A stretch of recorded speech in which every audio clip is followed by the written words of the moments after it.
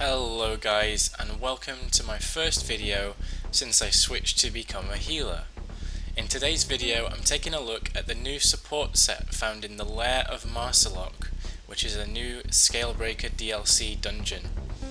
The set itself is called Zen's Redress, or just Zen for short.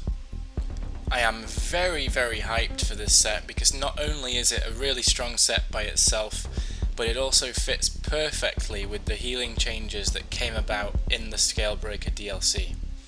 What do I mean by that? Well, now you can only throw one orb and place one healing spring at a time, so you have a huge amount of time saved that you can spend doing other things. In order to see how powerful Zen is, we first need to take a look at how to use it, so we'll come back to that point later. So the Zen set bonus itself says, your light attacks apply the touch of Zen on enemies for 20 seconds. This means whenever you light attack an enemy on a bar where you have 5 pieces of Zen active, they get the parent Zen debuff that doesn't actually do anything by itself.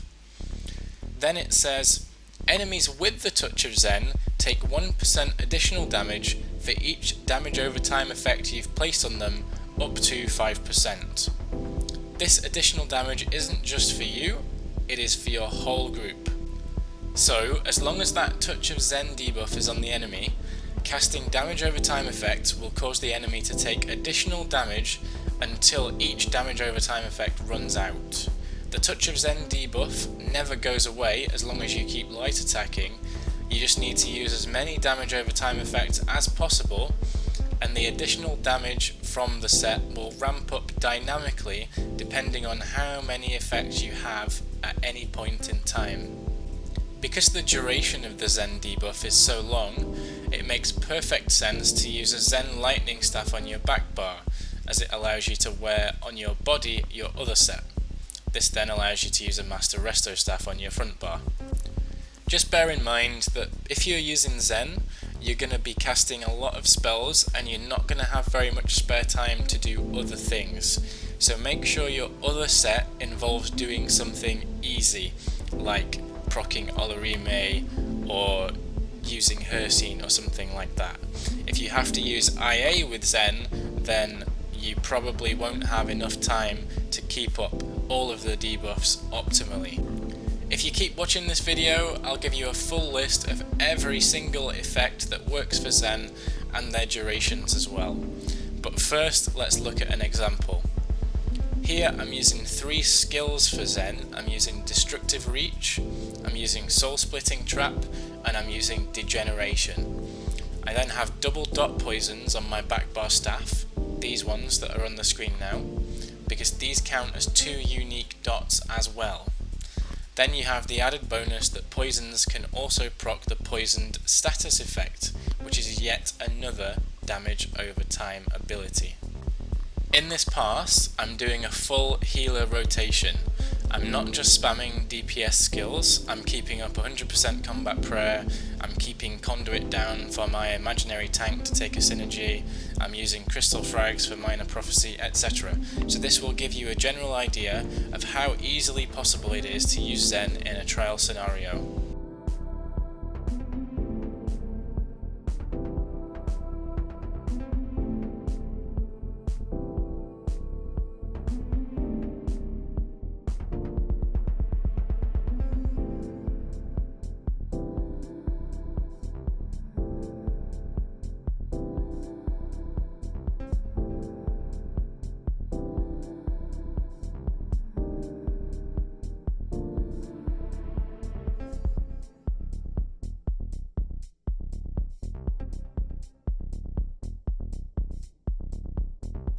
Looking at the debuffs, we can see that the 3 dot skills that I have all have a very high uptime, and then the poisons are hovering at around 40 to 50%. In terms of the damage increase buff from Zen for this pass, it would look a little bit like this. There's 39% uptime where I had 5 dots active, 10% of the time I had 4 dots active, and then the rest of the time I just had the 3 DPS skills active. You can see by looking at this that the average bonus damage over the whole fight was approximately 4%. Compare that to the 8% from Infallible Ether and it's substantially worse. But compare it to Torug's, which is roughly a 1.2% damage increase with Crusher, and it is superior. Another advantage of Zen is that it can affect multiple targets at the same time as long as you light attack each of them every 20 seconds. You can then use AoE damage over time effects like Soul Splitting Trap and Scalding Rune to get the damage increase on a bunch of enemies at the same time while only casting a few skills. Keep in mind that in order for Zen to work, it has to be a damage over time debuff. For example, placing my Liquid Lightning does not cause Zen to trigger because it doesn't apply a debuff to the enemy. Scalding Rune does, because when it explodes, each target that was hit gets affected by a single target damage over time debuff. Of course, Zen isn't going to be a usable set in all scenarios because you need to have the extra bar space in order to utilise those damage over time skills. Just using poisons and enchants to proc it would result in an average 1% damage bonus, and this isn't really good enough to allow it to compete with other sets. But when you do have bar space and you do have some spare time to keep those dots up, Zen becomes an excellent option. The damage that you gain is also pretty noticeable. If you change your blue CP around slightly and use the Thief Mundus Stone, which also causes your heals to have a greater crit chance, you can get 25k DPS as a healer without even trying. I've put my blue CP in the description, and this is what I always use whenever I have Zen in my setups.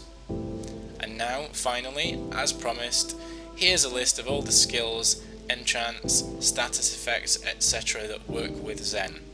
I've put them in order from best to worst, where the ones at the top are the best. Pause the video if you want to look through them. Thanks for watching, I hope you found this video useful. Cheers guys, see ya.